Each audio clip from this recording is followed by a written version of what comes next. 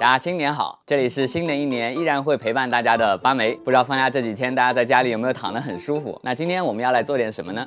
如果在场的各位常年混迹美食区的话，可能都刷到过这种外国路边摊做舒芙蕾的视频。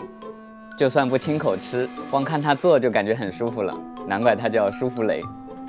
这种呢，我很早以前用平底锅做过，但做出来总是感觉不那么完美，所以我就用攒的小硬币买了一个跟他们路边小店一样的舒芙蕾机，不过是小号的。那这期视频外国路边摊小吃系列，我们就来做这个，不知道能不能做出跟外头卖的一样好吃的舒芙蕾。如果你喜欢这个系列，记得给这个视频点赞。做这个舒芙蕾最主要的材料就是鸡蛋，你看店里做这个每天会用到大量的鸡蛋。如果我去店里打工，我就想干这个捞鸡蛋的活。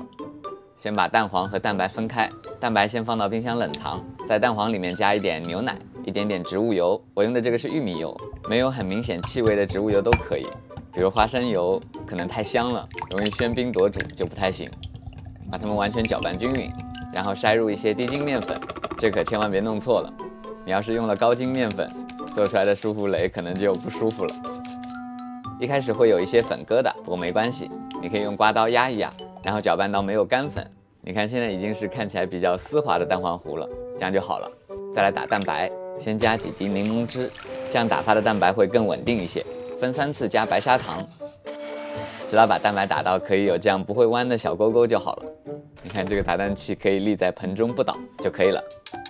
先用1/3的蛋白跟蛋黄糊搅拌在一起，再跟剩下的蛋白混合。这里要用刮刀从盆底翻拌，如果画圈圈搅拌的话，很快就会消泡了，做出来的舒芙蕾就会扁扁的，可能就会成了一张煎饼。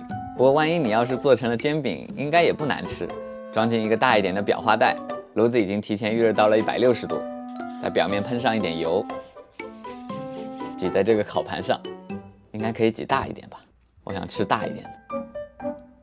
第一次做还是有一点生疏。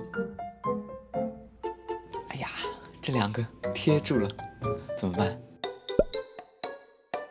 算了，盖上盖子先烤一会儿。再来准备翻面。哇，这个我不知道怎么下手。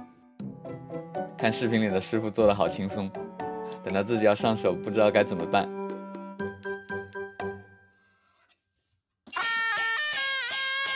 哇，完了完了！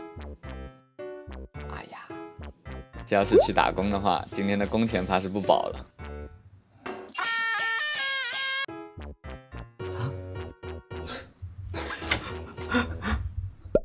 完蛋！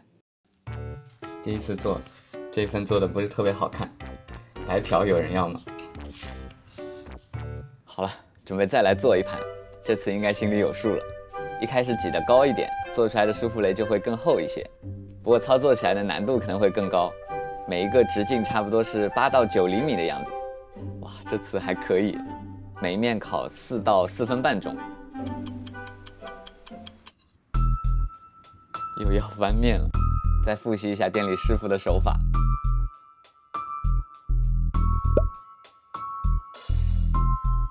好紧张。哎，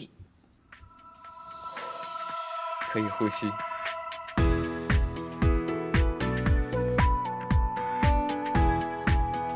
还不错吧？盖上盖子再烤4分钟。大家如果想在家做的话，可以尝试用平底锅或者电饼铛，能控制好火候的话，不出意外应该也是可以的。哇，感觉这次做的还挺成功的。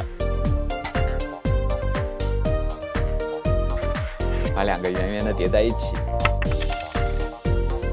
你看，就是舒芙蕾应该有的很柔软的样子。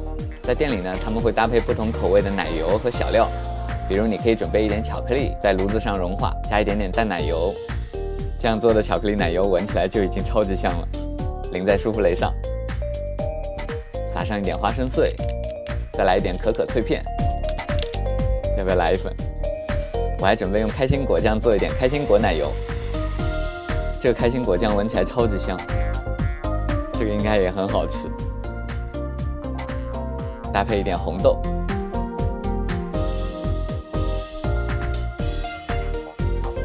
原味的呢，就来搭配买奶茶打包回来的黑糖珍珠。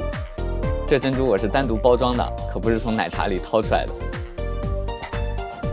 这个看着也不错，3种口味，你喜欢哪一个？你们再帮我想想，这个机器还能做点什么？可以发在评论里。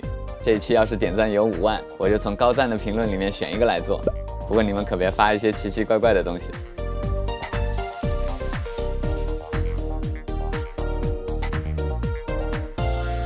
哇，一次可以吃到3种口味，先吃哪个呢？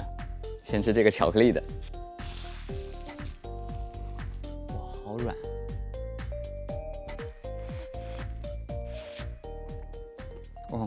它的口感就像吃豆腐一样。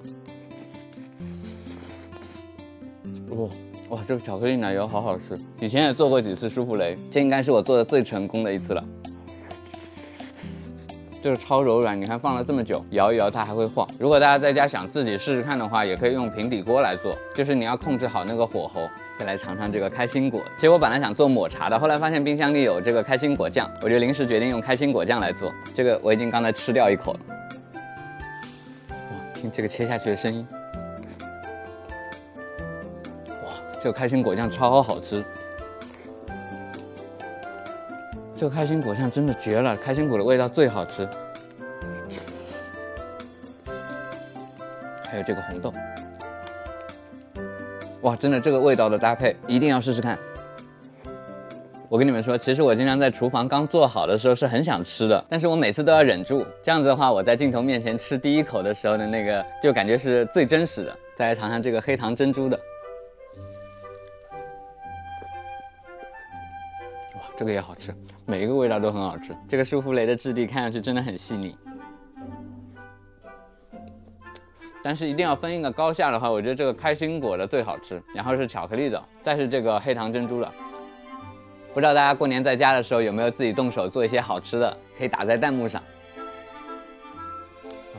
其实我在很多不同地方的店里都吃过这种舒芙蕾，感觉这次自己做的这个真的跟外面买的一样。所以说，工欲善其事，必先利其器。那这期复刻的街头路边摊的舒芙蕾，希望大家可以喜欢，看得开心。然后这个系列大家如果有其他想看的内容，也欢迎评论或者私信告诉我。我们下期再见，拜拜。